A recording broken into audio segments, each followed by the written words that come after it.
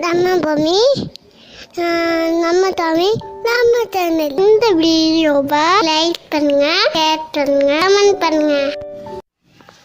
நம்ம சேனலோட முந்தைய பதிவுகளை பார்க்குறதுக்கு கீழே வீடியோ டிஸ்கிரிப்ஷனில் அதற்கான லிங்க் எல்லாம் கொடுத்துருக்கோம், போய் பார்த்து மகிழுங்கள். அனைவருக்கும் கோபிநாத்தின் அன்பு வணக்கங்கள் நண்பர்களே. பெரும்பாலும் இந்த குணங்கள் எல்லாம் சாதாரணமாக எல்லாத்துக்குமே இருக்கும்னு நாம் நினச்ச சில குணங்கள் எல்லாத்துக்குமே இருக்கிறதில்ல. மாறா இறைவனோட ஆற்றல் படைத்தவர்களுக்கும் அவருடைய கருணையை பெற்றவர்களுக்கு மட்டுமே இந்த அறிகுறிகள் அல்லது இந்த குணங்கள் பரவலாக காணப்படுகின்றது. இதில் ஏதாவது ஒரு சில குணங்கள் எல்லாத்துக்குமே இருக்கிறதுக்கான வாய்ப்பு இருக்குது. இதில் பெரும்பாலுமான குணநலன்களை நீங்கள் பெற்றிருந்தீங்கன்னா கட்டாயம் நீங்கள் தெய்வசக்தி உடையவர் அல்லது கடவுளின் ஆசி பெற்றவர் அப்படின்ட்டு தான் அர்த்தம்னு சொல்லப்படுது. ரொம்ப முக்கியமாக ஒரு விஷயத்தை நம்ம சொல்லணுன்னா, எதிர்காலத்தை கணிக்கக்கூடிய தன்மை, அதாவது இவங்க ஜோதிடமோ அல்லது மற்ற எந்த மாந்திரீக செயல்களையும் கற்றிருக்க மாட்டாங்க. ஆனால் சாதாரணமாக இருக்கும்போதே அவங்களுக்கு பார்த்தீங்க அப்படின்னா எதிர்காலத்தை கணிக்கக்கூடிய சிறு ஆற்றலானது அவர்களிடம் காணப்படும். கட்டாயமாக எதிர்காலத்தை அப்படின்னா 100 வருஷத்துக்கு அப்புறம் நடக்கிறது, 150 வருஷத்துக்கு நடக்கிறது அப்படிங்கிறதெல்லாம் கிடையாது. தன்னோட வாழ்க்கையில் இன்னும் ஒரு வருஷத்துக்கு அப்புறமோ ஒரு மாதத்துக்கு அப்புறமோ இது நடைபெற போகின்றது அப்படிங்கிற அறிகுறி அவங்களுக்கு தென்பட ஆரம்பிச்சிடும். அப்படி தென்படுது அப்படிங்கும் போதே அவங்க தெய்வ ஆற்றல் உடையவர்கள் அப்படின்னே கருதலாம். இன்னும் சில பேர் இருக்காங்க, தன்னோட வாழ்க்கையில் ஏற்படுகின்ற மாற்றத்தை மட்டும் உணராமல் தன்னோட நண்பனோ தன்னோட உறவினர்களோ யாராவது ஒரு வீட்டில் என்ன விசேஷம் நடக்க போகுது அல்லது எந்த மாதிரியான காரியங்கள் அவங்களுக்கு நடக்க போகுது அப்படிங்கிறத முன்னாடியே அவங்க ப்ரெடிக்ட் பண்ணி சொல்லிடுவாங்க. சில பேர்த்துக்கு அந்த தன்மை கொஞ்சம் அதிகமாகவே இருக்குது அப்படின்னு சொல்லலாம். அவங்க எல்லாமே பார்த்தா தெய்வ ஆற்றல் உடையவங்க அப்படின்ட்டு தான் பொருள்படும். பெரும்பாலும் தெய்வசக்தி அனைவருக்குள்ள இருந்தாலுமே இவர்களுக்கு சற்று அதிகமான விகிதாச்சாரத்திலே காணப்படுவதனால தான் அவங்கள தெய்வசக்தி உடையவர்கள் அப்படின்ட்டு நம்ம சொல்றோம். பெரும்பாலும் தெய்வீக ஆற்றல் உடையவர்களுக்கு இந்த அமாவாசை பௌர்ணமி போன்ற அந்த நிலவு சம்பந்தப்பட்ட நாளில் பார்த்தீங்கன்னா சரியான தூக்கமே அவங்களுக்கு இருக்காது. புரண்டு படுத்துக்கிட்டு இருப்பாங்க. அவங்களுக்கு சரியான தூக்கம் இல்லாமல் இருக்கும். அப்படியெல்லாம் இருந்தாங்க அப்படிங்கும்போது அவங்களுக்கு தெய்வ ஆற்றல் இருக்குது அப்படின்னே நம்ம குறிப்பிடலாம். இன்னும் ரொம்ப முக்கியமான விஷயம், ரொம்ப சாதாரண விஷயம் தான் நம்ம இப்போ சொல்கிறது. இது உங்களெல்லாம் நிறைய பேத்துக்கு நடந்திருக்கலாம். கொஞ்சம் யோசிச்சு பாருங்க. கோயிலுக்கு போயிருப்பீங்க, சாதாரண நாள்னு நீங்கள் நினச்சிட்டு போயிருப்பீங்க. அன்னைக்குன்னு பார்த்து ரொம்ப ஸ்பெஷலாக பூஜையெல்லாம் நடந்துகிட்டு இருந்திருக்கும். அதுலேயும் பார்த்தா எதேர்ச்சியா அந்த பிரசாதம் எல்லாம் பார்த்தீங்க அப்படின்னா அந்த உடையப்பட்டவர்களுக்கு கொடுக்கறது வழக்கமாக இருந்திருக்கும். ஆனால் அங்கே இருக்க அர்ச்சகரோ ஒரு பூசாரியோ உங்களை தேடி எலுமிச்சங்கனியோ பூவோ அல்லது யாருக்கும் இல்லாமல் உங்களுக்கு மட்டும் சில நேரங்களில் அந்த பூஜை சம்பந்தப்பட்ட ஏதாச்சும் பிரசாதத்தை கொடுத்துட்டு போகிறாங்க அப்படிங்கும் போது கட்டாயம் அவர்கள் தெய்வீக ஆற்றலை பெற்றவர்கள் அப்படிங்கிறத உணர்ந்துக்கலாம். இது எல்லாத்துக்கும் கிடைக்கின்ற வாய்ப்பாக இருக்காது. ஆழ்மனதில் சுத்தமான அன்புடைய உண்மையான பக்தியுடைய தெய்வீக ஆற்றல் உடையவர்களுக்கு மட்டுமே நடைபெறக்கூடிய உணர்வாக இது கட்டாயம் இருக்கும் அப்படின்னே சொல்லலாம். பெரும்பாலும் தெய்வீக ஆற்றல்னா அல்லது தெய்வசக்தி நம்மக்கிட்ட இருக்குன்னா எல்லாருமே எப்படி நினச்சிக்கிறோன்னா, நம்மளுக்கு சாமி வரணும், சாமி அருள் வரணும் அல்லது குறி சொல்கிறவங்களா இருக்கணும் அப்படிங்கிறத நினச்சிக்கிட்டு இருக்கோம். கிடையவே கிடையாது. அது நம்ம சொல்கிறது என்னன்னா, நேர்மறை ஆற்றல்கள் அதிகம் உடையவர்கள் அப்படிங்கிறவங்களும் தெய்வ அருளை நிச்சயமாக பெற்றவங்களாக தான் கண்டிப்பாக இருக்க முடியும். அதே போல் ரொம்ப சாதாரணமாக கடவுளை பார்க்கறது வேற, கடவுளை பார்த்ததுமே உறைந்து நிறுத்தல் அப்படிங்கிறது வேற. இந்த ரெண்டில் நீங்கள் எந்த கேட்டகரின்னு பாருங்கள். சாதாரணமாக போகிறீங்க, சாமியை கும்பிட்டு வெளியே வந்துடுறீங்கிறது வேற. அது கடனுக்கு போயிட்டு வர்றது, போனதுமே அவரை பார்த்துட்டு வரணும். ஆனால் அந்த கடவுளை பார்த்ததுமே அப்படியே உறைந்த நிலைக்கு போகிறது, தன்னையே மறந்து ஒருத்தன் அங்கே நிற்கின்றான் அப்படிங்கும் போது அது தெய்வீகாற்றல் உடையவர்களால் மட்டும்தான் அது சாத்தியமாகுமே தவிர சாதாரணமாக போயிட்டு வரவங்க அப்படி உறைந்தெல்லாம் நிற்க மாட்டாங்க. சில பேர்த்துக்கு கோயிலுக்குள்ளே போகும்போதே பார்த்தீங்கன்னா உடல் சிலிர்ப்பு ஏற்படும். அவங்க அங்கே இருக்க எனர்ஜியை உணர்ந்துட்டாங்கன்னு அர்த்தம். அது சாதாரணமாக எல்லாத்துக்கும் ஏற்படாது. ஆற்றல் படைத்தவர்களுக்கு மட்டுமே அது சாத்தியம். அதே போல் சில பேர் கோயிலில் போய் சாமியை பார்க்குறாங்கன்னா கடகடன் கண்ணீர் விட்டு அழுவாங்க. நம்ம முன்னாடியே ஒரு பதிவில் குறிப்பிட்டு இருந்திருப்போம். இந்த மாதிரியெல்லாம் அனுபவங்கள் இருக்குது அப்படிங்கும் போது கட்டாயம் உங்களுக்குள் தெய்வ ஆற்றலானது இருக்கிறது. பொதுவாக சொல்லக்கூடிய ஒரு விஷயம் அப்படின்னா அவங்க முகத்தில் வந்துட்டு தேஜஸ் கூடும் அப்படின்னு சொல்லுவாங்க. பொலிவு அப்படின்னு நம்ம சொல்லுவோம் இல்லைங்களா? அதாவது அலங்காரம் பண்ணி வருகின்ற பொலிவு அல்ல, இயற்கையாகவே அவர்கள் முகத்தை பார்க்கும் பொழுது வந்துட்டு ஒரு சூரியனை பார்ப்பது போல் வந்துட்டு ஒரு பொலிவு உண்டாகும் அப்படின்னு குறிப்பிடப்படும். அவங்க சரியான பாதையில் பயணித்து கொண்டிருக்கிறார்கள் அப்படிங்கும் போது. அதே போல் அவர்கள் கண்ணை பார்த்து அதிகமாக நம்மளால் பேச முடியாது, அதிக சக்தி உடையதாக இருக்கும். அவர்கள் செய்த சாதகத்தின் பலனாக வந்துட்டு நிறைய ஆற்றல்களை பெற்றிருப்பார்கள். ஆனால் கொஞ்சம் கூட வெளியே காமிச்சிக்க மாட்டாங்க. அவங்க கண்ணு வந்துட்டு ரொம்பவே சக்தி வாய்ந்ததாக இருக்கும். நம்மால் அவர்களின் கண்களை பார்த்து அவ்வளவு சீக்கிரம் பேச முடியாது, அந்த அளவுக்கு ஆற்றல் படைத்தவர்களாக இருப்பார்கள். இன்னும் ஒரு பெரிய விஷயம் என்னன்னா, மனிதத்தன்மை அப்படிங்கிறது வந்துட்டு அவங்கக்கிட்ட அதிகமாக இருக்கும். அதே சமயத்தில் பார்த்தீங்க அப்படின்னா கோயில்லன்னு இல்லை, மற்ற எந்த இடங்கள்லையா இருந்தாலும் சரி, ஆன்மீக பெரியவர்கள் இருக்கிறாங்க அப்படின்னா நீங்களே கேட்காம உங்களுக்கான அறிவுரைகளை அவங்களே முன்வந்து கூறுவாங்க. அவங்கள பார்த்ததுமே அவங்களுக்கு தெரிஞ்சிடும், இந்த பையன்கிட்ட இந்த பொண்ணுக்கிட்ட நல்ல தெய்வீக ஆற்றல் இருக்குது, இதை நம்ம வரைமுறைப்படுத்தினா அவங்க நல்லா வருவாங்கன்னு அவங்க மனசுக்கு தோணிடுச்சுன்னா உங்களை கூப்பிட்டு வாழ்க்கைக்கான அர்த்தத்தை சொல்லுவாங்க. அப்படி உங்கள் வாழ்க்கையில் நடந்திருக்கு அப்படின்னா நீங்கள் தான் நல்லா தெரிஞ்சுக்கணும், நீங்கள் தெய்வீக ஆற்றல் உடையவர், அதை கரெக்டாக நீங்கள் வழி நடத்தி போகணுன்னு அவங்க விரும்புகிறாங்க, கடவுள் விரும்புறாரு அப்படிங்கறத தான் அதன் மூலமா சொல்ல வர்றதை நீங்க புரிஞ்சுக்கிட்டீங்கன்னாவே ரொம்ப நல்லா இருக்கும். அதே போல சிலருக்கு பார்த்தீங்க அப்படின்னா தெய்வ அருள் வரும் அப்படின்ட்டு சொல்லுவாங்க. சாமி ஆடுறது அல்லது குறி சொல்றது, இந்த மாதிரி குறி சொல்றது மேலையெல்லாம் இரண்டு மாறுபட்ட கருத்துகள் இருந்தாலுமே இது வரலாற்றை நீங்கள் எடுத்து பார்த்தீங்கன்னா நல்லா தெரியும். அன்றையிலிருந்தே வந்துட்டு இந்த குறி சொல்றவங்க அப்படிங்கிறவங்களோட வழக்கமானது இருந்து கொண்டு தான் வருது. அதே போல ஒருத்தர் அதிகமாக தெய்வத்தின் கதைகளையோ அது சம்பந்தப்பட்ட வரலாறையோ தொடர்ந்து பேசி கொண்டு இருக்கிறார்கள் அப்படிங்கும் போது கண்டிப்பாக அவர்கள் தெய்வ ஆற்றலை பெற்றவர்களாகத்தான் இருக்க முடியும். ஏன் நான் சொல்கிறேன்னா, நம்மளும் தான் நிறைய ஆன்மீக கதைகள், அது இன்னும் ஆன்மீக வரலாறு, இது மாதிரி நிறைய விஷயங்களை கேட்டுக்கிட்டு இருப்போம். ஆனால் ஒருத்தர்கிட்ட சொல்கிறது அப்படிங்கிறது அவ்வளோ சாதாரண விஷயம் இல்லை. அவங்க சொல்கிறத 10 பேர் கேட்குறாங்க அப்படிங்கிறது சாதாரண விஷயம் இல்லை. யார் ஒருத்தருக்குள்ள அந்த தெய்வ சக்தியானது அதிகமாக பிரகாசமாக இருக்கிறதோ அவர்கள் சொல்கிறத தான் மற்றவங்க கேட்பாங்க. அவங்க ஒரு மேக்னட்டிக் வேவ் மாதிரி எல்லாத்தையும் ஈர்க்கக்கூடிய ஆற்றல் படைத்தவர்களாக இருப்பார்கள். அவங்க எப்போ பார்த்தாலும் மற்றவங்களுக்கு அந்த தெய்வத்தோட கதையும் நல்லொழுக்கத்தை பற்றியும் போதிச்சுக்கிட்டு இருக்காங்க அப்படின்னா அவங்க உண்மையாலுமே தெய்வ ஆற்றல் பெற்றவர்கள் அப்படின்னு நம்ம உறுதிட்டு கூற முடியும். அடுத்ததாக நம்ம குறிப்பிடப்படுகின்ற நபர்கள் எப்படி இருப்பாங்க அப்படின்னு பார்த்தோன்னா, பெரும்பாலும் மற்றவங்க கஷ்டத்தை தான் கஷ்டமாக எடுத்துக்கிறவங்களா இருப்பாங்க.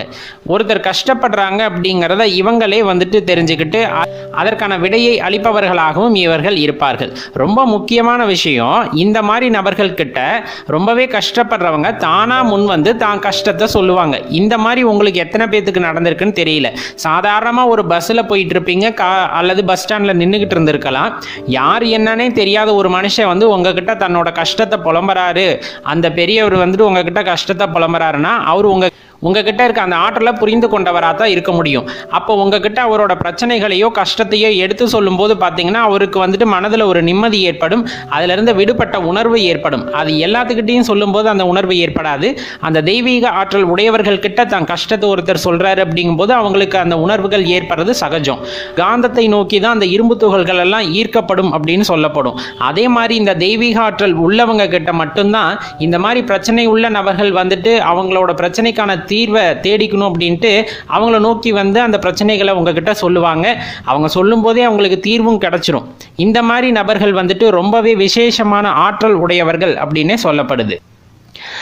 அதே போல் ரொம்ப தூரத்தில் ஒரு கோயில் இருக்குது அப்படிங்கும்போது அந்த கோயிலை பற்றி நம்ம நினச்சிக்கிட்டே இருப்போம். அந்த ஆற்றல் அதிகம் பெற்றவர்களுக்கு பார்த்தீங்கன்னா, இப்போ ஒரு 500 கிலோமீட்டர் தூரத்தில் ஒரு கோயில் இருக்குது, நம்ம மனசார நினச்சிக்கிட்டு பூஜை பண்ணுறோம், அல்லது அந்த கோயிலுக்கு போகணுன்ற நம்மளோட ஏக்கத்தை வெளிப்படுத்திக்கிட்டு இருக்கோம். அப்படிங்கும் போது கட்டாயம் இறைவனாகப்பட்டவர் உங்களுக்கு அந்த வாய்ப்பை நல்குவார். ஏதோ ஒரு வழியில் உங்களுக்கு அதை ஏற்படுத்தி தந்து அந்த கோயிலுக்கு உங்களை அழைச்சிட்டு போவார்.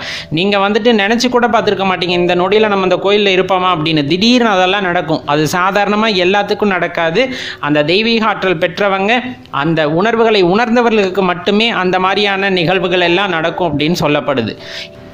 இப்போ திடீர்னு கஷ்டங்கள் வர ஆரம்பிக்குது அப்படிங்கும் போது நம்ம பயந்துடக்கூடாது. எப்போவுமே ஆன்மீகத்தை பொறுத்தளவு இறைவனை உணர வேண்டும் அப்படின்னு போயிட்டீங்க அப்படின்னா நம்மளுக்கு இருக்க கர்மா அப்படின்னு சொல்லக்கூடியது, இந்த காலத்தில் இருக்கக்கூடிய கர்மா ஒருவேளை வந்துட்டு நீங்கள் சுமாரான வாழ்க்கை வாழணும்னு இருந்தால் கூட, ஆனால் ஆன்மீகத்தில் நீங்கள் போகிறீங்க, அதாவது பிறப்பில்லா நிலையை நோக்கி நீங்கள் நகர்கிறீர்கள் அப்படிங்கும்போது இறைவனோட அந்த அருட்கருணை கிடைத்து விட்டால் உங்களுக்கு அடுத்தடுத்த ஜென்மால என்னென்ன நடக்கணும்னு இருக்க கர்மா இருக்கு இல்லையா, அந்த மூட்டைகள் எல்லாம் அவிழ்க்கப்பட்டு அதில் இருக்கக்கூடிய சில கர்மாக்கள் இப்பொழுதே உங்களுக்கு கொடுக்கப்படும். இது இறைவனின் அருள் கிடைத்தால் மட்டும்தான், நல்லா தெரிஞ்சுக்குங்க. எல்லாத்துக்கும் அப்படி நடக்கிறதில்ல.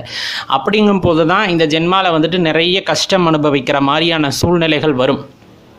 அப்படி வருது அப்படிங்கும்போது இன்னொரு ஜென்மாவில் நீங்கள் அனுபவிக்க வேண்டிய கஷ்டத்தையெல்லாம் இப்பயே நீங்கள் முடிச்சிடுறீங்கும் போது உங்களுக்கு இறைவன் அந்த நல்ல வரத்தை அருள்கின்றார் அப்படிங்கிறத மனசில் வச்சுக்கங்க. இது உங்களை சமாதானப்படுத்துறதுக்காக இல்லை. உண்மையாகவே ஆன்மீகத்தில் போனவர்களுக்கு இதோட உண்மையான பொருளானது விளங்கும். இப்போ நம்ம சொல்கிறதோட அர்த்தமானது புரியும். அவ்வளவு சாதாரணம் கிடையாது. இப்போ ஆன்மீகத்தில் போகாமல் சில பேர் கஷ்டப்படுறாங்கன்னா அது அவங்களோட நிகழ்கால கர்மாவே அப்படித்தான் அப்படிங்கிறத தெரிஞ்சுக்கணும். நல்லா இருக்காங்க, ஆன்மீகத்தில் போனாங்க, இறைவனை அடைய வேண்டும் என்ற ஒரே எண்ணம் மட்டும்தான் அவர்களிடம் இருக்குது. அப்படிங்கும் போது சின்ன சின்ன துன்பங்களாக சேரும். ஆனால் அதை அனுபவிக்கிறாங்கல்ல, அவங்களுக்கு அது துன்பமாக தெரியாது. வெளியே இருந்து பார்க்குறவங்களுக்கு வேணால் அவர் கஷ்டப்படுறாருப்பா அப்படிங்கிற மாதிரி தோணுமே தவிர அவங்க அதை என்றைக்குமே துன்பமாக எடுத்துக்க மாட்டாங்க. ஏன்னா அவங்க அதை முற்றிலுமாக புரிந்திருப்பார்கள். இறைவன் நம் கர்மாவை கழிக்கின்றார் அப்படிங்கிறத புரிந்து கொண்டு அதை ஏற்றுக்கொண்டவர்களாக இருப்பார்கள். இப்படி இருக்கும்போது தான் அந்த இறைவனோட அருட்பார்வை அப்படிங்கிறது நமக்கு முழுமையாக கிடைத்திருக்கிறது அப்படிங்கிறத உணர்ந்து கொள்ள முடியும். நண்பர்களே, எப்பவுமே ஒரே விஷயந்தான், பணம் பொருள் அதை தேடி போகிறீங்க கேட்குறீங்கன்னா இறைவன் கொடுத்துக்கிட்டே இருப்பார்.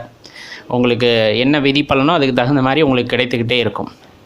அருட்செல்வம் வேணும் அப்படின்னு நினச்சோம்னா நம்ம கேட்கக்கூடாது, நம்ம தேடி போக ஆரம்பிச்சிடணும். தேடிக்கிட்டே இருக்கும்போது ஒவ்வொரு இடத்துலேருந்து ஒவ்வொரு விடயங்களாக கிடைத்து கொண்டு இருக்கும். நிறைய பெரியோர்கள் இருக்கிறார்கள். நீங்கள் ஆன்லைன்லேயே முன்னாடினாச்சும் இந்த இணையதளம் இல்லாதப்ப பார்த்தீங்கன்னா குருமார்களை தேடி அவர்களோட சொற்பொழிவை கேட்பதற்காக அங்கும் இங்கும் போக வேண்டிய நிறைய கட்டாயம் அல்லது அந்த தேடுதலானது உங்களுக்கு இருந்திருக்கும். ஆனால் இன்றைக்கி இந்த தகவல் தொழில்நுட்ப வளர்ச்சியின் காரணமாக இருந்த இடத்திலிருந்தே நிறைய பெரியோர்கள் என்ன சொல்கிறது, அவங்களோட அந்த பேச்சுகளையெல்லாம் கேட்பதற்கே நாம் கொடுத்து வைத்திருக்க வேண்டும் அப்படிங்கிற அளவிற்கான பெரியோர்களோட அந்த வார்த்தைகளை நாம் இருந்த இடத்திலிருந்தே கேட்க முடிகிறது. நம்மளுக்கு ஒரு தெளிவு வேணும்னா அவங்களோட வார்த்தைகளை ஒளிநாடா மூலமாகவே கேட்டாலே போதும். நம்மளுக்கு அந்த ஆன்மீக தேடலானது ஆரம்பித்து விடும். அப்படி தேடல் ஆரம்பித்து விட்டது அப்படிங்கும் போதே அடுத்தடுத்து இறைவன் உங்களுக்கான அந்த வழிகளை காட்டிக்கொண்டே இருப்பார். ஒரு இடத்த நீங்கள் பிடிச்சிடணும், அதுக்கப்புறம் அதோட இணைப்புகளை இறைவன் உங்களுக்கு கொடுத்துக்கிட்டே இருப்பார். அப்படியே நீங்கள் தேடுதல் ஆரம்பிச்சிங்கன்னா சரியாக இருக்கும் வாழ்க்கை அப்படிங்கிறது ரொம்ப ஆனந்தமானதாக இருக்கும் கட்டாயமாக. இப்போ நம்ம அந்த தேஜஸ் அப்படிங்கிற விஷயத்தை பற்றி சொன்னப்போ சில பேர் தெரிஞ்சிருக்கலாம், சந்தேகம் வந்திருக்கலாம். என்னென்னா சில சித்த பெருமக்கள் இன்றும் நிறைய இடத்துல வாழ்கிறார்கள். மூக்குப்பிடி சித்தரையா, அழுக்கு மூட்டை சித்தரையா, இந்த மாதிரி நிறைய விஷயங்களை நம்ம கேள்விப்படுறோம். அவங்களுக்கெல்லாம் பார்க்குறதுக்கு சடாமுடியோட ஒரு மாதிரி தானே இருந்தாங்க. அப்படின்னா நம்ம சொல்கிற அந்த பொலிவு அப்படிங்கிறது அவங்க எப்படி இருந்தாலும் அவர்களோட கண்ணை பார்த்து நம்மளால் பேச முடியாது. அவர்கள் நம்மிடம் பேச மாட்டார்கள். அவர்களுக்கு அந்த உருவத்தை பற்றின எண்ணமே போயிருக்கும். அப்படிங்கும்போது அவங்கெல்லாம் அதற்கும் அடுத்த நிலைக்கு சென்று விட்டார்கள் அப்படிங்கிறத அந்த இடத்துல தெளிவாக புரிஞ்சுக்கணும். அவங்க அடுத்தடுத்த கட்டத்துக்கு போய்கிட்டே இருக்காங்க. ஆரம்பத்தில் தான் அந்த பொலிவு அப்படிங்கிற ஒரு விஷயம் நம்மளுக்கு அந்த ஒரு சூரியனோட பிரகாசம் போல் நம் முகமானது பிரதிபலிக்க ஆரம்பிக்கும். அந்த கண்ணில் அதோட ஒளி ஆற்றலானது கூடும். இதெல்லாம் நம்ம சாதகம் பண்ண நம்மளுக்கு கிடைக்கக்கூடிய சில விடயங்கள் நாமே உணர்ந்து கொள்ளலாம், சரியாக போய். ஆனால் எக்காரணத்தை கொண்டும் வெளியே சொல்லக்கூடாது, தான் ரொம்ப முக்கியம். இன்னும் உயர்ந்த நிலைக்கு போகும்போது இன்னும் சிறப்பான நிலைகளை எய்தக்கூடும் அப்படிங்கிறது ஞானிகளோடையும் தற்காலத்தில் வாழக்கூடிய பெரியோர்களின் வாக்காகவும் இருக்கிறது. அதனால் ஒருத்தருக்கு அருள் செல்வம் கிடைக்கிறது அப்படின்னா அவங்க தேட போயிருக்காங்க, தேடிக்கிட்டு இருக்காங்க அப்படிங்கிறது அதோட அர்த்தம். பொருள் செல்வம் அப்படிங்கிறத அவங்க கேட்டுட்டு இருக்காங்க, அதற்கான வேலைகளை செய்து கொண்டிருக்கிறார்கள் அப்படிங்கிறத அதோட பொருளாக எடுத்துக்குங்க. சிவனை வழிபடுபவர்கள் அசைவம் சாப்பிடலாமா அப்படின்னு கேள்வி நிறைய இடங்களில் பார்க்கப்படுகின்றது. அதற்கான விடயத்தை ரொம்ப எளிதாக சுருக்கமாக பார்த்துடலாம். சிவன் மட்டுமல்ல, நீங்கள் எந்த தெய்வத்தை வழிபட்டாலும் இந்த அசைவம் சாப்பிடலாமாங்கிற கேள்வியை கேட்டுக்கணும். ஏன்னா எல்லா தெய்வமும் சிவாம்சம்தான். சரி, இப்போ இதுக்கான பதில் அப்படிங்கிறது அடியேன் என்ன சொன்னால் உங்கள் மனசு ஏற்றுக்கும் அப்படிங்கிறத தான் நான் இப்போ கேட்கணும். ஏன்னா இப்போ சிவன் அடியார்கள், சிவ பக்தர்கள் இவர்கள் எல்லாம் வந்துட்டு ஒரு தெளிந்த நிலையை அடைந்திருப்பார்கள். இப்போ இந்த கேள்வி அவர்கள் மனதிற்குள் எப்பொழுதுமே எழுந்தது கிடையாது. இப்போ இல்லாமல் இப்போ தான் நம்ம சிவனை வழிபட ஆரம்பிக்கின்றோம். அப்படிங்கும்போது இந்த கேள்வி இயல்பாகவே எழுகின்றது. அதில் எல்லாம் எந்த மாற்று கருத்துமே இல்லை. நான் எப்பொழுதுமே சொல்வது, உங்கள் உணவு பழக்கத்தில் தடையிடுவதற்கு இங்கே யாருக்கும் உரிமை இல்லை. அதை தான் இப்போ எல்லாருமே சொல்லிகிட்டு இருக்காங்க இல்லையா?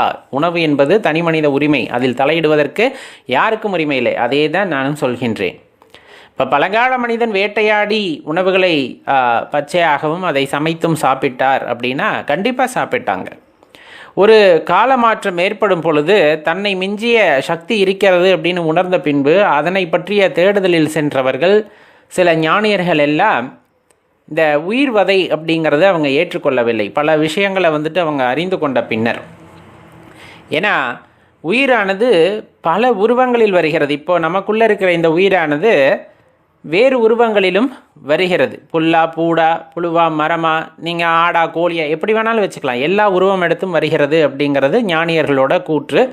இன்னும் நம்ம திருவாசகத்திலையும் அதை பற்றியெல்லாம் குறிப்பிடப்பட்டிருப்பாங்க. சைவ சித்தாந்தத்தில் ரொம்ப தெளிவாக குறிப்பிடப்படும் எத்தனை லட்சம் பிறப்புகள் இருக்கிறது அப்படின்னு. அப்போ எல்லாத்துக்குள்ளேயும் இந்த உயிரானது பயணிக்கிறது. அப்படிங்கும் போது மனிதர்களுக்குள் இருந்தால் மட்டும்தான் இந்த உயிருக்கு மதிப்பா அப்படிங்கிற கேள்வியைத்தான் நம்ம எளிதாக கேட்டுக்கொள்ள வேண்டியது இருக்கிறது. உடனே அடுத்த கேள்வியானது விடுகிறது என்றால், அப்போ தாவர வகைகள் அதெல்லாம் உயிரல்லவா அப்படின்னு சொன்னோம்னா கண்டிப்பாக உயிர் தான். புல்லாகி பூடாகி, புல்லாகி பூடாகி அப்படின்னு தான் குறிப்பிட்டிருக்காங்க. இப்போ நம்ம ஒவ்வொரு படிநிலையாக தாண்டி வந்துக்கிட்டு இருக்கோம். இப்போ நிறைய சித்த புருஷர்கள் பார்த்தா காற்றை மட்டுமே உணவாக எடுத்துக்கிட்டு இருப்பாங்க. அவங்க புள்ளையும் சாப்பிட்றதில்ல, பூடையும் சாப்பிட்றதில்ல, எல்லாம் உயிரினங்கள் அப்படின்னு தெரிஞ்சனால அவங்க அது இல்லாமல் இந்த பிரபஞ்சத்தில் இருக்கக்கூடிய இயற்கை ஆற்றலை உட்கிரகித்து கொண்டு அவர்கள் அதிலே உயிர் வாழ்ந்திருக்கிறார்கள். அது நமக்கு எடுத்தும் காட்டியிருக்கிறார்கள் இல்லையா, ஞானியர்களாகட்டும். இப்போ அந்த வகையில் ஒவ்வொரு படிநிலையாக இந்த உயிர் வதை அப்படிங்கிறத விட்டு விடுவது நல்லது அப்படிங்கிறது தான் அடியேனோட கருத்து. நான் யாரையும் இந்த இடத்துல உணவு அப்படிங்கிற சார்ந்த விஷயத்தில் வரலை. அப்போ சாப்பிடலாமா வேண்டாமா? உங்களுக்கு வழிபடும் பொழுது சாப்பிடலாம் என்று தோன்றுகிறது என்றால் சாப்பிடுங்கள். சாப்பிட வேண்டாம் என்று தோன்றுகிறது என்றால் விட்டுவிடுங்கள். அடியேன் நிறைய பேத்துக்கு ருத்ராட்சம் கொடுத்தப்ப அவங்க கேட்டது, நாங்கள் வீட்டில் அசைவம் புழங்குவோம், அசைவம் சாப்பிடுவோம், இந்த அசைவம் சாப்பிட்ற இடத்துல ருத்ராட்சம் போடக்கூடாது அப்படின்னு சொல்கிறாங்களே அப்படின்னு கேட்பாங்க. அடியேன் முழு மனதுடன் சொல்வது, இப்போ உங்கள் வீட்டில் பூஜை அறை இருக்கா இல்லையா? இருக்குது. அப்போ அசைவம் சாப்பிடும்போது அங்கே இறைவன் இருப்பாரா இருக்க மாட்டாரா? கண்டிப்பாக இருப்பார். அப்புறம் ரொம்ப எளிதான விஷயங்க, நம்ம மனசை பொறுத்து தான் எல்லாமே மாறும். அப்போ அடியேன் சொல்வது, நீங்கள் அதாவது அசைவம் சாப்பிடுபவர்களாக இருந்தாலும் 5 முக ருத்ராட்சத்தை அணிந்து கொள்ளுங்கள் என்று தான் கூறுவேன். சில பேருக்கு அவங்களுமே யோசிப்பாங்க, என்ன சொல்கிறீங்க அப்படின்ட்டு. ரொம்ப தெளிவாக கேட்டுக்குங்க, இது அனுபவபூர்வமாகவே நான் கண்ட உண்மையும் கூட. அந்த ருத்ராட்சத்தை அணிந்த பின்பு பெரும்பாலுமான நபர்கள், இப்போ 10 பேர்த்தில் 5-6 பேர்லாம் சொல்ல கேள்விப்பட்டிருக்கின்றேன். என்னிடமே கூறியதும் தான், அடியனிடம் கூறியதும் தான். அதுக்கப்புறம் அந்த அசைவத்தை பார்த்தாலே ஒரு விருப்பம் வர மாட்டேங்குது, அதை சாப்பிடணும்னு தோண மாட்டேங்குது, இறைவன் மீது நாட்டம் சென்று விடுகிறது அப்படிங்கிற வார்த்தையை நான் அதிகமாக கேட்டு உணர்ந்தது உண்டு. அப்போ தெளிவாக தெரிந்து கொள்ள வேண்டியது அப்படிங்கும்போது, உணவுக்கும் இறைவனுக்கும் தொடர்பு இருக்கிறதா அப்படின்னா அது உங்கள் உணர்வு சம்பந்தப்பட்ட விஷயம். நீங்கள் எப்படி அர்ப்பணிப்பு உணர்வுடன் இருக்கிறீர்கள் அப்படிங்கிறது சம்பந்தப்பட்ட விஷயம். சில பேர் சாப்பாடு தான் இறைவன் அப்படிங்கிற மாதிரி எல்லா விதமான சாப்பாட்டையும் எடுத்துக்கொள்வார்கள். மனிதர்களை தவிர மற்ற எல்லா உணவுகளையும் எடுத்துக்கொள்வார்கள். நான் தான் திரும்ப சொல்லிட்டேன், இந்த உயிரானது பல லட்சம் பிறப்புகள் பல வடிவங்களில், முட்டை, ஊர்வன, இந்த மாதிரி நீங்கள் பாலூட்டி எந்த வகை எடுத்துக்கிட்டாலும் எல்லா உயிராகவும் இந்த உயிரானது தோன்றியிருக்கும் அந்த உடல்களில். அப்படி இருக்கும்போது அந்த உயிர் வேற உடல்களை எடுக்கிறது. அப்போ எல்லாமே உயிர் வதை தான் அப்படிங்கிறத தெரிஞ்சுக்கோங்க. இப்போ வள்ளலார் பெருமானை எடுத்துக்கலாம். நீங்கள் வாடிய பயிரை கண்ட போதெல்லாம் வாடினேன்கிறார் ஐயா. அவ்வளோதாங்க, நீங்கள் கேட்குற கேள்வி தான். தாவரம் உயிரல்லவா? அதுவும் உயிர் தான். அது வாடிய போதும் நான் வாடினேன். இப்பயும் வள்ளலார் பெருமானை அந்த தொடர்ந்து கடைபிடித்து வருபவர்கள் பார்த்தா நிறைய பேர்த்த பார்த்துக்க முடியும். உணவு எதுவுமே எடுத்துக்காம தண்ணீர் மட்டும் எடுத்துக்கிட்டு உயிர் வாழ்ந்து கொண்டிருக்கிறார்கள் அப்படின்னு. அப்போ அவரை பின்பற்றி வந்தவர்கள் இன்னும் நிறைய பார்க்க முடியும் உங்களால். இப்போ அதே வகையில் தான் பார்த்தீங்க அப்படின்னா இன்னொரு கூற்றும் அந்த இடத்துல எடுத்து சொல்லப்படும். நிறைய பேர் இந்த மொழி மதத்தை வைத்த பேசணும் அப்படிங்கிறவங்க பேசும்போது தான் அதை எடுத்துக்கவே முடியல சில இடங்களில். என்னன்னா இப்போ தமிழர் மரபில் இந்த அசைவம் அப்படிங்கிறது ஊறி பிணைந்திருக்கிறது அப்படிங்கிறத சொல்லுவாங்க. இந்து தர்மம் தான் அதுலேயும் அடிப்படை சித்தாந்தம் உடையவர்கள் தான் இதை சாப்பிடக்கூடாதுன்னு சொல்கிறாங்க. அப்படி இப்படின்னு நிறைய சொல்லப்படும். அடியேன் கேட்பதெல்லாம் ஒன்றே ஒன்று தான். திருவள்ளுவ நாயனார் திருவள்ளுவர் தமிழரா இல்லையா? அவ்வளோதான், ஒரே விஷயத்தில் நம்ம முடிச்சிடுவோம். திருக்குறள் என்பது தமிழ் நூலா இல்லையா? இதற்கான விடை உங்களுக்கு தெரிந்துவிட்டால் அப்போ திருவள்ளுவர் நமக்கு என்ன எடுத்து கூறியிருக்கிறார் அப்படிங்கிறதையும் நம்ம எடுத்து பார்த்துட்டோன்னா உணவு விஷயத்தில் நம்ம ஒரு தெளிவுக்கு வர முடியும். அதுலேயும் அவர் சரி தவறுன்னெலாம் சொல்லலை. புலால் உண்ணாமைன்னு ஒரு அதிகாரம் உண்டு. 10 குறள் எழுதியிருக்கார். எப்பா உயிரெல்லாம் வதைக்காதீங்கப்பா அப்படின்ட்டு ஒரு 10 குறள் எடுத்திருக்கிறார். அப்போ தமிழர் மரபு அப்படிங்கிறதுல புலால் உண்ணாமை அப்படிங்கிறது இருந்திருக்கா இல்லையா? அதற்காக நம்மளுடைய திருவள்ளுவர் அதை வலியுறுத்தி இருக்கிறாரா இல்லையா அப்படிங்கிற கேள்வியை நமக்குள்ளே கேட்டுக்க வேண்டும். இப்போ சைவத்தில் மட்டும்தான் வருதா இந்த அசைவத்தை தவிர்க்க வேண்டும் அப்படிங்கிறது? சைவத்தில் மட்டும்தான் எடுத்து கூறப்பட்டிருக்கிறதா? வைணவத்திலும் இருக்கிறது. நீங்கள் எதை எடுத்துக்கிட்டாலும் சரி, இறைவனுக்கு எல்லாமே குழந்தைகள் தான். நீங்கள் மட்டும் கிடையாது, நான் மட்டும் கிடையாது. அதாவது மனித உருவம் எடுத்தவர்கள் தான் இறைவனின் குழந்தைகள் அப்படின்னு தயவு செய்து தப்பாக நினச்சிக்காதீங்க. நமக்கு 6 அறிவு கொடுத்துருக்காரு, உடலை இப்படி கொடுத்துருக்காரு, எந்திரிச்சு நடக்க முடியுது அப்படிங்கிறனால சாமிக்கெல்லாம் நம்ம அப்படி உருவம் கொடுத்து வச்சுருக்கோம், மனித உருவமாக கொடுத்து வச்சுருக்கோம். இறைவனை யாரும் எப்படி பார்க்கணும்னு நினைக்கிறோமோ, எந்த உருவத்தில் நீங்கள் பார்க்க வேண்டும் என்று நினைக்கிறீர்களோ அந்த உருவத்திலே இறைவன் காட்சி கொடுப்பார். அந்த உருவத்திலே இறைவனாகப்பட்டவர் காட்சி கொடுப்பார். அதில் எந்த மாற்று கருத்தும் இல்லை. இறைவன் மனித உருவத்தில் தான் இருக்க வேண்டும் என்பது என்ன நிச்சயம் அப்படிங்கிறதத்தான் நமக்குள்ளே கேட்டு தெரிந்து கொள்ள வேண்டும் இல்லையா? அப்போ தான் நம்ம தெளிவாக தெரிந்து கொள்ள வேண்டிய விஷயம். இப்போ நீங்கள் நால்வர் பெருமக்களாகட்டும், ஆழ்வார் பெருமக்களாகட்டும், நீங்கள் எந்த வகையில் எடுத்துக்கிட்டு வந்தாலும் சரி, அவங்க சொன்னது எல்லாமே அன்பு வழி அப்படிங்கிற ஒரே ஒரு விஷயமாகத்தான் இருக்கும். இறைவனை அடைய வேண்டும் என்றால் அன்பின் வழியாக அடைவதற்கு முயற்சி செய்யுங்கள், அர்ப்பணிப்பின் வழியாக அடைவதற்கு முயற்சி செய்யுங்கள், அடிபணிதல் வழியாக உணர்வதற்கு அடைவதற்கு முயற்சி செய்யுங்கள் அப்படின்னு. இப்போ இந்த அன்பு அப்படிங்கிற ஒரு விஷயம் வந்துருச்சு அப்படின்னா, எதையும் எதிர்பார்க்காத அன்பு அப்படிங்கிறது தான் உங்களுக்கான வழி அப்படின்னா, அன்பின் மூலமாக இறைவனை அடையலாம்னு முயற்சி பண்ணுறீங்க, முடிவு பண்ணுறீங்கன்னா தயவு செய்து அந்த அசைவம் அப்படிங்கிற அந்த வார்த்தை கூட மனதில் இல்லாமல் பார்த்துக்குங்க. ஏன்னா அன்பு அப்படிங்கிறது மனிதர்களிடம் காட்டுவது மட்டுமல்ல. சில பேர் புலம்புறாங்கல்ல, நான் நிறைய பேர்த்து மேலே அன்பு வச்சேன், தம்பி அக்கா தங்கச்சி இப்படின்லாம் அன்பு வச்சேன், ஆனால் எல்லாம் என்னை ஏமாற்றிட்டாங்க, உண்மையான அன்பு அப்படி அது கிடையாது. எந்த இடத்துல ஒரு எதிர்பார்ப்பில்லாமல் ஒரு உயிரினத்தின் மீது, ஒரு சக மனிதனின் மீது ஒரு அன்பானது காட்டப்படுகிறதோ அதுதான் அந்த இடத்துல உயர்ந்ததாக இருக்கும். அது அர்ப்பணிப்புடன் கூடிய அன்பாக இருக்க வேண்டும். அதில் எதையுமே எதிர்பார்க்கக்கூடாது. நான் அன்பு செய்கின்றேன். எப்போ அன்பு செய்ய முடியும்? எல்லா உயிரினங்களையும் எல்லா ஜீவராசிகளையும் சக உயிராக நினைக்கும் போது மட்டும்தான் அன்பு செய்ய முடியும். மாறாக அதை ஒரு உணவாக நீங்கள் பார்த்து விட்டீர்கள் என்றால் அங்கே அன்புக்கு வேலையே இல்லையே. அன்பின் வழியாக இறைவனை அடைவதற்கு வழியே இல்லாமல் போய்விடுகிறது அல்லவா? அந்த இடத்துல தான் இந்த உணவு அப்படிங்கிற விஷயம் வருமே தவிர, மற்றபடி வழிபட செல்கின்றீர்கள் அதுதான் நிறைய சொல்கிறாங்களே, சாப்பிட்டா கூட குளிச்சுட்டு கோயிலுக்கு போங்க, ஒன்றும் தப்பு இல்லைன்ற அளவுக்கு ஆயிடுச்சே இன்றைய காலகட்டத்தில். அப்போ அதற்கு தகுந்தாற் போல தான் நம்மளோட வாழ்க்கை முறையும் அமைகின்றது. உணவில் இருந்து வரக்கூடிய அந்த வாசம் அப்படிங்கிறது நம்மளோட குணாதிசயங்களையும் மாற்றும் அப்படிங்கிறது எல்லாத்துக்குமே தெரியும் தானே, எல்லாத்துக்குமே கண்டிப்பாக தெரியும். அதனையும் மீறி அதில் ஒரு நாட்டம் இருக்கிறது என்றால் அதை எடுத்துக்கொள்ளுங்கள், தவறில்லை. நம்ம கர்மாவுக்கு தகுந்த மாதிரி தான் எல்லாமே இருக்கும். ஆனால் ஒரு தெளிந்த நல்லறிவு கிடைக்கின்றது அப்படிங்கும் போது, சக ஜீவராசிகளை நேசிக்க வேண்டும் என்று நினைக்கும் பொழுது சிவபெருமான் உங்களுக்காக இறங்கி வருவார். ஏன்னா அவர் எல்லா உயிரினங்களுக்கும் உணவை படைக்கக்கூடிய அந்த இடத்துல இருக்கக்கூடிய இறைவன் எல்லாத்துக்குமே உணவு கிடைக்கணும். அப்போ காட்டில் சிங்கம் புலியெல்லாம் இருக்குது, என்ன போய் புல்லை திங்குமா அப்படின்னா அது அதனின் கர்மாவை அனுபவிக்கின்றது. அது வந்துட்டு ஒரு உயிரை கொண்டு தான் வாழ வேண்டும் என்று இருக்கிறது. ஆனால் நம் மனிதர் அல்லவா, நம்ம சொல்கிறோம்ல அதுக்கெலாம் அறிவே இல்லை அப்படின்னு சொல்கிறோம்ல, நமக்கு அறிவு இருக்குல்ல, அதுக்கு இன்னொரு உயிரினத்தை துன்பப்படுத்தக்கூடாதுன்னு தெரியல, அதனுடைய கர்மா தொடர்கிறது. ஆனால் நமக்கு அப்படியா?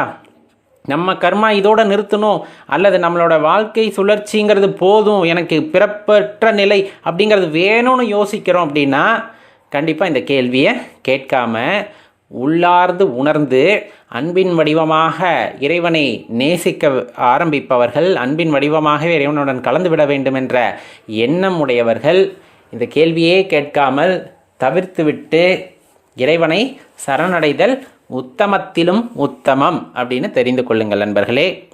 மாற்று கருத்து இருக்கும். ஏன்னா ஒரு விஷயம் சொல்லும் போது அதை அப்படியே ஏற்றுக்கொள்ள வேண்டும் என்ற அந்த விதி அப்படிங்கிறது கிடையாது. இதற்கான பதில் அப்படிங்கிறது உங்கள் மனசு தான் உங்களுக்கு கொடுக்க முடியும். அமைதியாக உட்காந்து கேளுங்க. ஏன்னா நான் இப்போ ஒரு பதில் சொல்கிறேன் அப்படின்னா அதை ஏற்றுக்கொள்வதும் ஏற்றுக்கொள்ளாததும் கேட்பவருடைய மனதை சார்ந்தது. ஏன்னா ஐயா இப்படி பேசினா நல்லாயிருக்கும் அப்படின்னு உங்கள் மனசு தோணியிருக்கும். சாப்பிடலான்னு சொல்லியிருந்தால் நல்லா இருக்குமே, நம்ம சிவபெருமானையும் வழிபடலாம், சாப்பிடக்கூடாதுன்னு சொல்லணுமே அப்படிங்கிற ஒரு எண்ணம் சில பேர்த்துக்கு இருந்திருக்கும். அடியேன் என்ன சொல்கிறேன்லாம் இல்லை, உங்கள் மனது உங்களுக்கு என்ன சொல்கிறது. ஏன்னா அது நம்ம கர்மாவோட நீட்சி, நாம் சொல்வதனால் மாற்றிக்கொள்ளவும் முடியாது. இருந்த போதிலும் அன்பாக இறைவனை வழிபட வேண்டும் என்ற உள்ளவர்கள் ஆழ்ந்து சிந்தித்து எந்த முடிவையும் எடுங்கள் அன்பர்களே. நன்றி, வணக்கம்.